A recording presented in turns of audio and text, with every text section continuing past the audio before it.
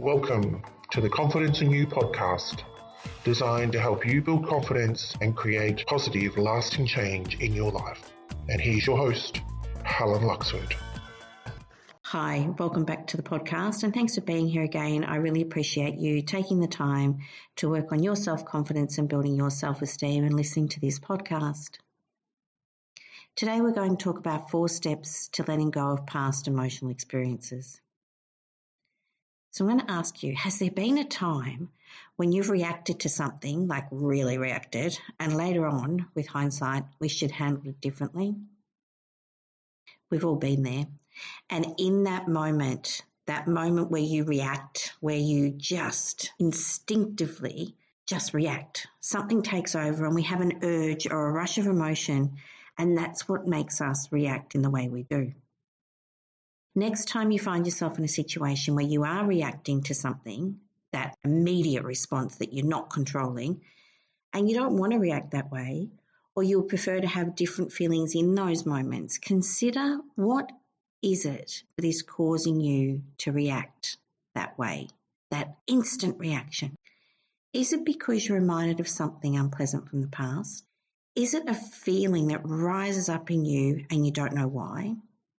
Could be either, and probably either, because consciously or unconsciously, you're relating to something similar that's happened in your past. You're reacting, behaving, or feeling a way that you don't want to, but you're not able to consciously control it in the moment. Examples of this may be yelling at the kids when they're not doing what you want them to do. Or it could be getting angry with your partner and having an outburst, and then later on you think about it, you think, oh, why did I do that? And wished you hadn't. Or it could be that something happens at work and you roll your eyes or you huff at someone, or you may even have an outburst at work. I'm just trying to give you some examples of where you may react instinctively in the moment, and then later on you think about it and you wish you hadn't reacted that way. That's what we're going to talk about, being able to look back, reflect on, and create a response for next time rather than a reaction, so that you are more in control in those moments in the future. So today we're going to look at a 4-step process so that next time something like that happens, you can notice how, with each step of this process that you go through and you reflect on that situation, how it helps you to see things differently. We'll start with the 4-step process, and it's the acronym of CALL, C-A-L-L. So if you remember CALL, we're going to step through that process today. So C is for connect. So connect with what's happening for you. After that event or that situation has occurred and you've reacted in the way that you have, you might have said something or done something in that instinctive reaction, and you're reflecting on it now and wish that you hadn't reacted in that way.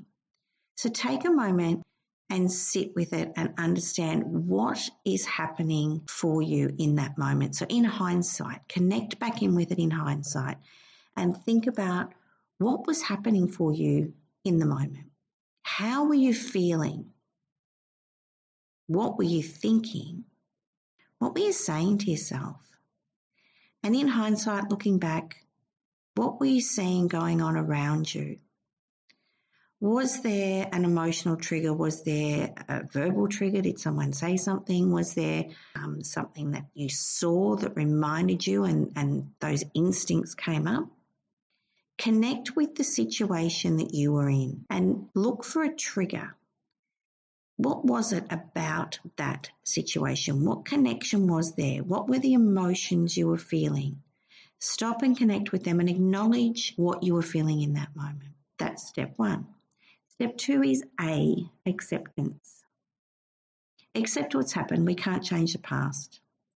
And you don't have to like or agree with the situation that's just occurred and your reaction to it, but understand that this acceptance of whatever's occurred is part of you gaining back control and moving on and stepping into the life you want. So acceptance of a past event, whether it was recently or whether it was a long time ago, Acceptance is really powerful, but it's just that. It's just acceptance. It means you acknowledged that an event happened or a situation occurred.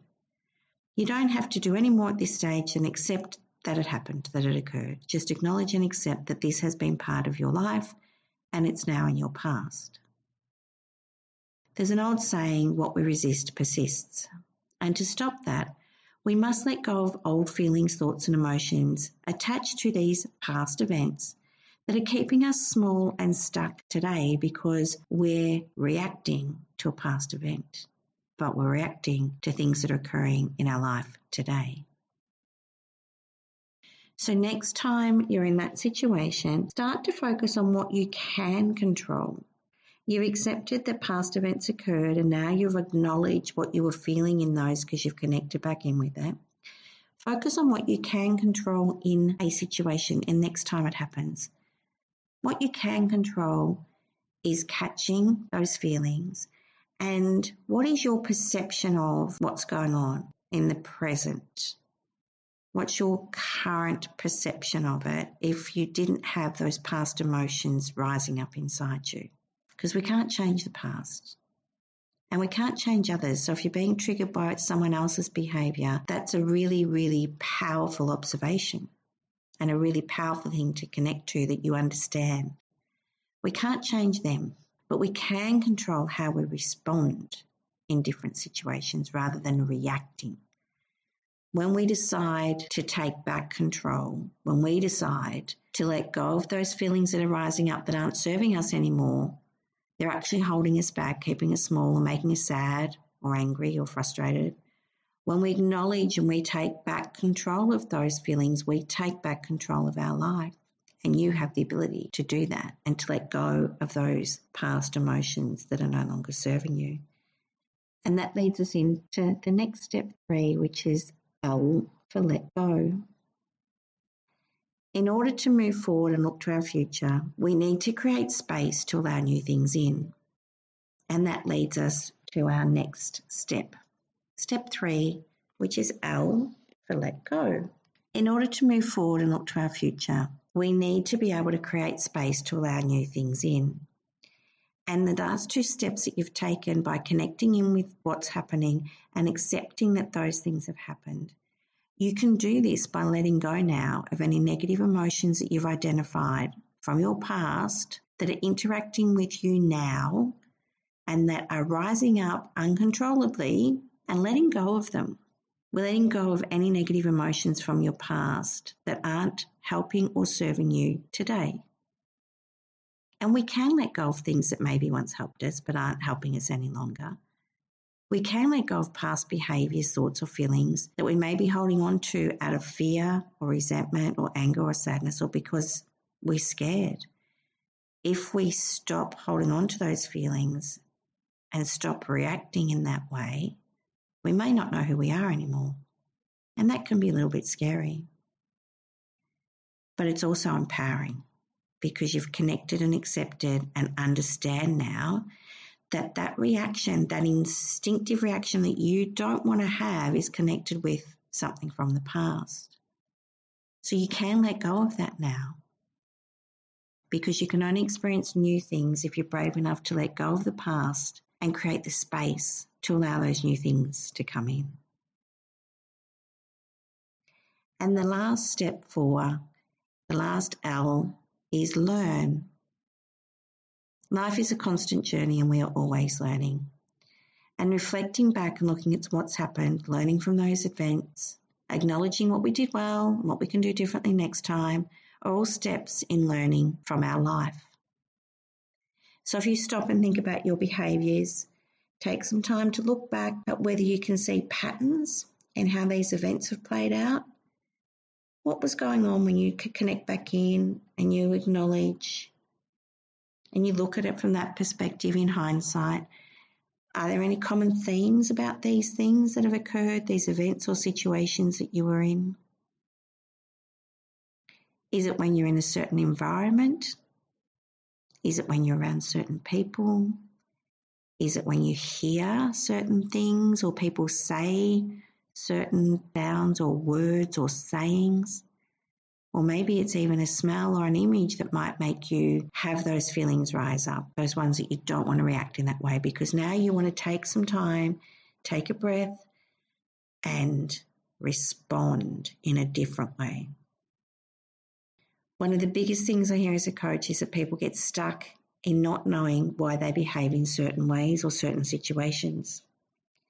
And this process, this 4-step process, the call process, connect, accept, let go, and learn, can help you understand where you're at and give you some guide and ideas on how to get unstuck. Because if you remain stuck, my clients say to me, and this is what I hear quite often, I'm stuck, and they'll tell a story and they may be self-sabotaging the good things in their lives, either knowingly or unknowingly. They may be in a great relationship and think, well, this is going too well, and then they look for faults or they look for something that can't quite be right because everything is going so well. The same in a job. Could be anything in your life. When things are going too well, you might self-sabotage. Or you might be a people pleaser and you don't value your time for yourself as much as you do helping others. I used to be in that boat. Or you might not be able to speak up. You've got ideas, but for some reason you're not able to voice them, but you don't really know why. Or you might even just put yourself last because you feel that you don't deserve things as much as others. I'm telling you, you do. You do deserve those good things in life. You do deserve to speak up, and you do deserve to put yourself first. And taking the time to reflect and learn about what it is that is causing you to react in a way can help you formulate a different response in the future.